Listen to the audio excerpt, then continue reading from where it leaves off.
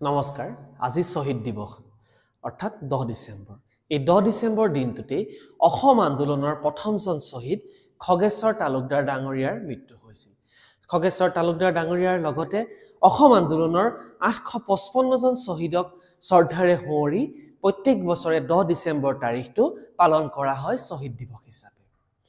অসম আন্দোলন যি 6 বছৰীয়া অসম আন্দোলন 1979 ৰ পৰা 1985 লৈ হৈছিল ইয়াৰ মূল লক্ষ্য আছিল যিসকল অবৈধ বাংলাদেশী লোকৰ নাম অসমৰ ভোটাৰ লিষ্টত সোমাইছিল বা তেওঁলোকে ভাৰতীয় নাগৰিকত্ব পাইছিল তেওঁলোকক চিনাক্ত কৰা আৰু চিনাক্ত কৰি তেওঁলোকক বহিষ্কাৰ কৰা 1971 ৰ আগত যি বাংলাদেশৰ স্বাধীনতা যুদ্ধ আৰম্ভ হৈছিল তাৰ আগত পূব পাকিস্তানৰ পৰা বহু সংখ্যক অবৈধ লোক ভাৰতত বা অসমত প্ৰৱেশ কৰিছিল আৰু বাংলাদেশ গঠনৰ পিছত ইয়াৰে বহু সংখ্যক লোকে পুনৰ বাংলাদেশলৈ ঘূৰি গল আৰু যদিও বহু সংখ্যক লোক অসমতে থাকি গল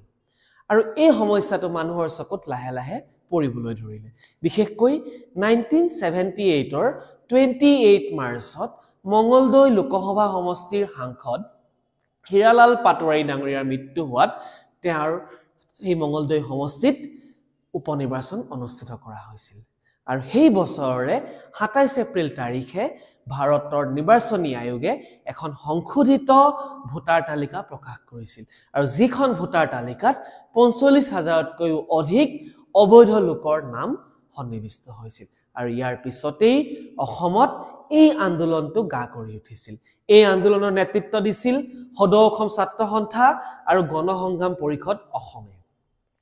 1979 ৰ মাৰ্চ মাহত সদৌ অসম ছাত্ৰ সন্থাৰ এখন কাৰ্যনিৰ্বাহক সভাত প্ৰফুল্ল কুমাৰ মহন্ত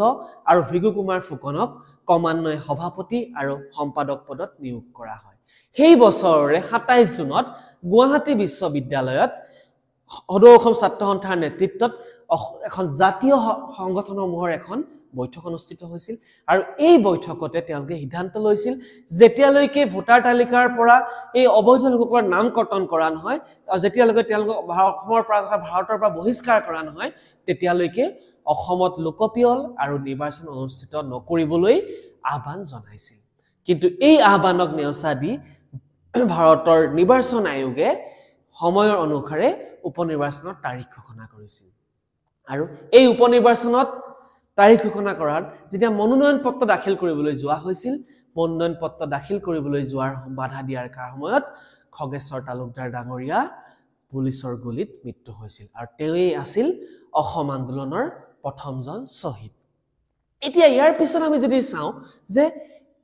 কি হল যে অসমত যি আন্দোলন হৈছিল এই আন্দোলনটো সৰ্বাত্মক পৰ্যায়ত বিয়পি গল অসমৰ সকলো স্তৰৰ লোকে এই আন্দোলনত অংশগ্ৰহণ কৰিলে আৰু ক্ৰমান্বয়ে পিছৰ পৰ্যায়ত আমি যদি চাওঁ এই আন্দোলনৰ প্ৰতি জনসমৰ্থন কমি আহিলে আৰু 1981 পৰা 1982 চনলৈকে এটা ৰক্তক্ষয়ী সময়ৰ সৃষ্টি হৈছিল কেইবাটাও ঘটনাত দুৰ্বৃত্তৰ হাতত বহু লোকে প্ৰাণ ত্যাগ কৰিব লগা হৈছিল আৰু ইয়াৰ পিছত 1983 যি ৰক্তক্ষয়ী নিৰ্বাচন সেই নিৰ্বাচনত হিতেশ্বৰ শইকীয়া ডাঙৰীয়াই অসমৰ মুখ্যমন্ত্ৰী হিচাপে নিৰ্বাচিত হৈছিল ইয়াৰ আগত ইন্দিৰা গান্ধীৰ শাসনকালত সদৌ অসম ছাত্ৰ সন্থা তথা আন্দোলনৰ নেতৃবৰ্গৰ লগত সদৌ অসম ছাত্ৰ সন্থাৰ লগতে বাকি যি নেতৃবৰ্গ আছিল তেওঁলোকৰ লগত ভাৰত চৰকাৰৰ কেইবাটাও লৈ আলোচনা হৈছিল যদিও এই আলোচনাসমূহ বিফল হৈছিল আৰু এই আলোচনাত ভিত্তিবৰ্ষ হিচাপে লোৱা হৈছিল 1951 আৰু এই আলোচনা বিফল হৈছিল পৰৱৰ্তী কালত ৰাজীৱ গান্ধীৰ শাসনকালত 1985 ৰ 15 আগষ্ট তাৰিখে সদৌ অসম ছাত্ৰ সন্থাৰ নেতৃত্বত যিসমূহ আন্দোলনকাৰী সংগঠন আছিল ভাৰত চৰকাৰ আৰু অসম চৰকাৰৰ মাজত এক ত্ৰিপাক্ষিক বৈঠক অনুষ্ঠিত হৈছিল আৰু সেই ত্ৰিপাক্ষিক বৈঠকতে 1971 চনটো